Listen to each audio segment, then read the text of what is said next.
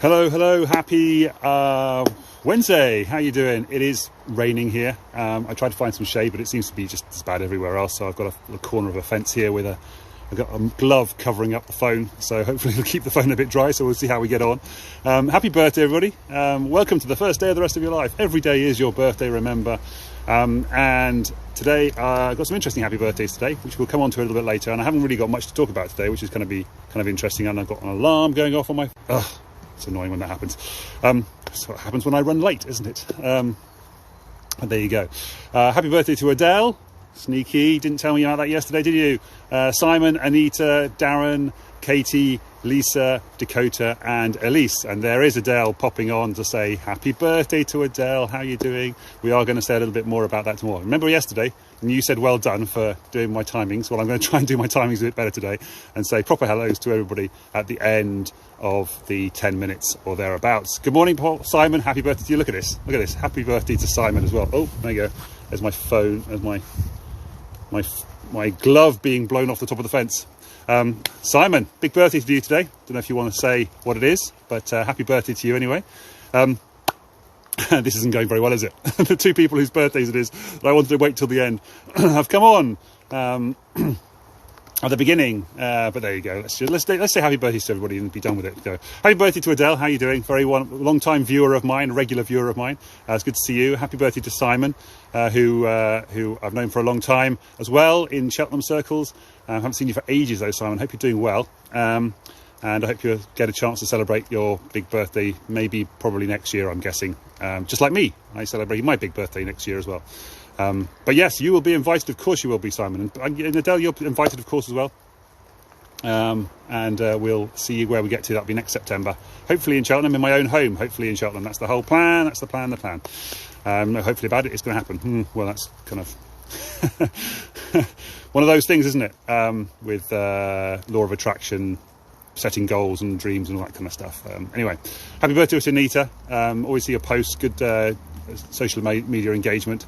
And then happy birthday to Darren Galvin as well. Happy birthday to you, mate. Hope life is going well. It's starting to rain a little bit heavier and heavier here, so this is getting quite interesting. Happy birthday to Katie Toll. No idea where I know you from, but hello, happy birthday. And Lisa Cadd, I noticed you were in Bristol. Katie, I think you were in London, some direction. Not sure now. Anyway, really happy birthday to two Americans as well, which should be interesting because they definitely won't be on right now. But Dakota Ray, who I met in Puerto Rico, of all places. I think we probably met before that, but it was on a cruise. But we definitely sat down opposite each other, had dinner or lunch with, complete blank on his name now.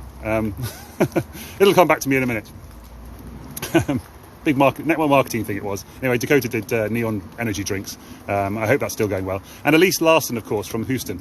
Hope you're doing well. Had a very good interaction over the election time and got to know each other rather well, which was nice. Nice to get to know you properly.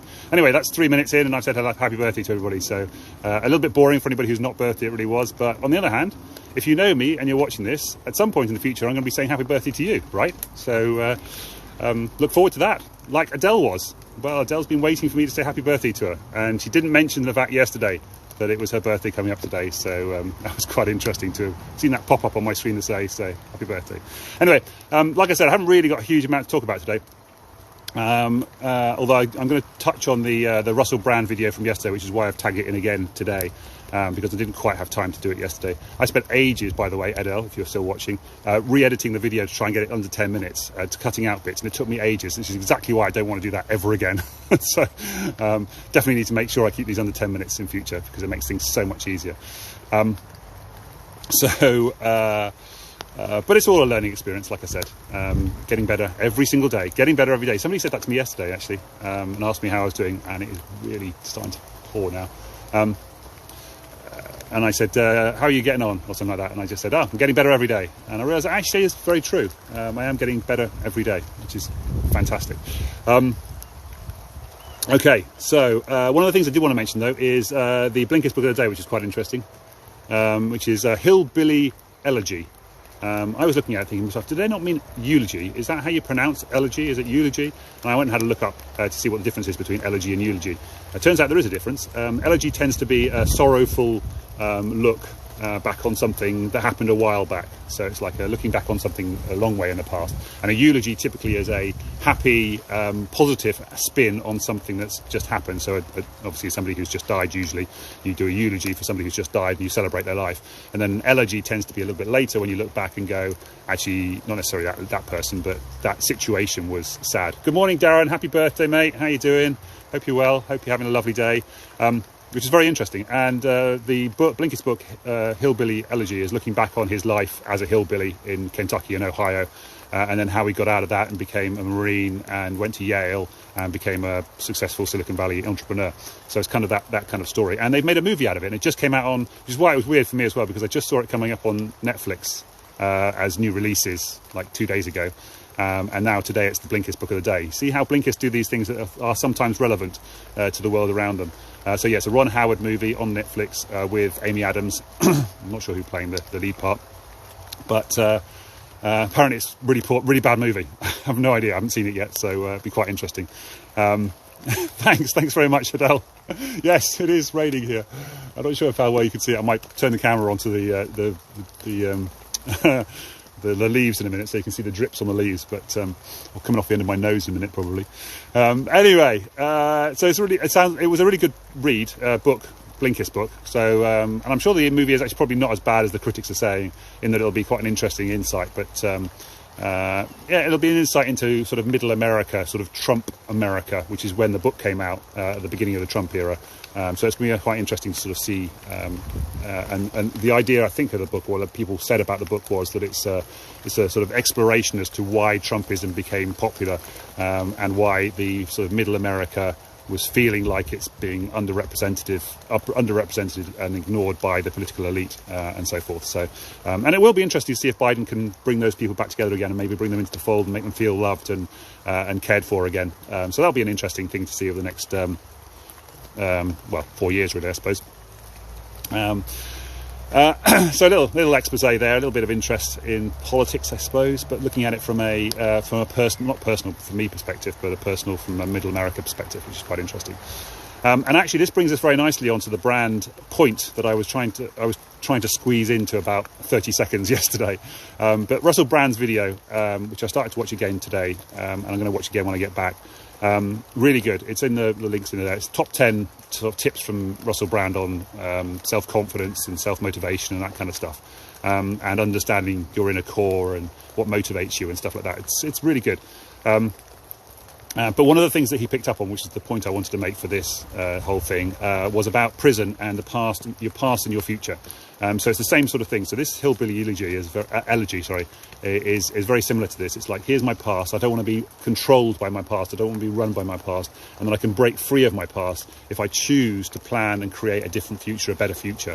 But all I can really focus on is right now, right here, where I am right now, out in the rain, doing this little video for you guys.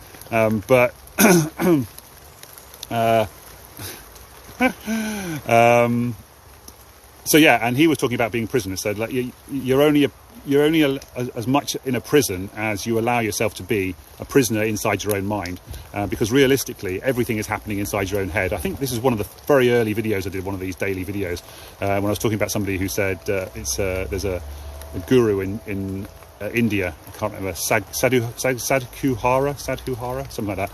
Anyway, who does this really cool talk. If I remember to get the link, I will pop it in to the comments, where he says, "Where am I?" And he gets the crowd to say, "You're over there." And you go, no, I'm not. I'm there. I'm inside your own head.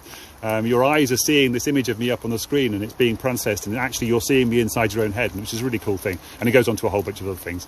And some of the Blinkist books I was listening to in the early days of these daily things was about how we actually only exist inside our own heads. Our past is only inside our own heads. Our future is only inside our own heads. It's all like it's like the Matrix. You think about the Matrix, it's kind of like that. I'm running out of time already. How did I manage to do that? This is crazy. But you're only a prisoner inside your own head. So if you are actually in prison, for example, and you are actually stuck in a hillbilly environment and no way out and so forth, in actual fact, you're only as much of a prisoner as you are inside your own head. So something worth thinking about. Was I run out with 10 seconds to go? I really want to finish off here and say, just be aware of that. Maybe we'll explore that in future ones, but for now, love you all, take care, Have a happy Wednesday.